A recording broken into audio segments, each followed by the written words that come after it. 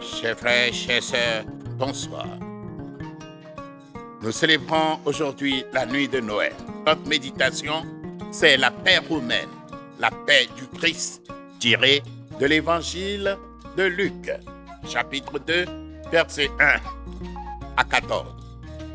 Dans la sombre nuit du monde, la nuit où nous sommes bouleversés par tant de guerres, au Burkina, au Mali, en République démocratique du Congo, en Ukraine, etc. C'est dans cette nuit que nous entendons les voix des anges de l'armée céleste chanter gloire à Dieu et paix aux hommes sur la terre. En quoi consiste le recensement de l'empereur César Auguste et sa paix romaine? Comment comprendre la naissance de Jésus comme l'avènement de la paix véritable? Et enfin, comment laisser la paix du Christ venir sur la terre aujourd'hui? Premier point, la paix de l'empereur César Auguste, la paix militaire. César Auguste ou Octave, né en 63 avant Jésus-Christ et mort en 14 après Jésus-Christ, fut le premier empereur romain. Il fut à l'origine de la guerre civile romaine, après laquelle il s'imposa comme l'homme de la paix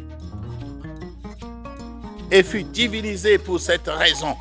Mais la paix romaine était une paix fausse, car c'était une paix militaire reposant sur des armes, d'où l'adage romain: qui veut la paix prépare la guerre. Ce n'est donc pas une paix rassurante. C'est une paix précaire, une paix superficielle, une paix basée sur la peur. Deuxième point, la paix du Christ, la paix véritable. C'est dans un contexte pareil, au moment où un empereur qui prétend être le Dieu qui donne la paix, c'est en ce moment-là et dans ces circonstances que naît le Christ. Il y avait en ce temps-là 3 visions principales de la paix dans l'Antiquité. Le shalom des Juifs, qui exprime un salut terrestre. L'Irénée des Grecs, qui est un état d'absence de guerre. Et la Pax des Romains, qui désigne un traité signé après la guerre. Alors, la Pax Christi, la paix de Jésus-Christ, se distingue de toutes ces conceptions de la paix sur 3 points. Premièrement, elle a son origine en Dieu fait homme. Deuxièmement, elle ne se fait pas sans la collaboration de l'être humain, car le Christ respecte la liberté humaine. C'est pour cela qu'il n'a pas besoin d'armes pour faire imposer sa paix. Ce n'est pas une paix imposée, c'est une paix proposée. Elle est une paix intérieure et extérieure, personnelle et communautaire, qu'aucun être humain ne peut nous arracher. Comme le dit l'évangile de Saint Jean.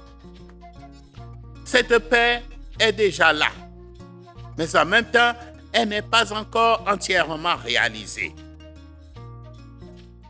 Tout comme le salut que Jésus nous apporte. Troisième et dernier point. Comment laisser venir la paix du Christ aujourd'hui sur la terre, comme le chantent les anges? D'abord, laisser naître le Christ en nous et dans nos communautés, par le dialogue entre Dieu et l'humanité, et le dialogue entre nous les humains, quelles que soient nos différences de race, de classe, de nation, pour que nous puissions dialoguer et résoudre à la lumière de la vérité, de l'amour et de la justice nos différends. Il nous faut louer Dieu plutôt que nous-mêmes pour sa bonté et pour sa paix qui vient sur la terre. En effet, le culte de l'empereur, le culte de la personnalité sont des tentatives pour chacune de nous diviniser au détriment des autres. Ensuite, il faut nous rendre constamment disponibles à accueillir la paix du Christ dans nos cœurs et dans nos familles, en agissant comme lui, en essayant de l'imiter en pensée, en parole et par action. Alors, nous deviendrons véritablement des artisans de paix.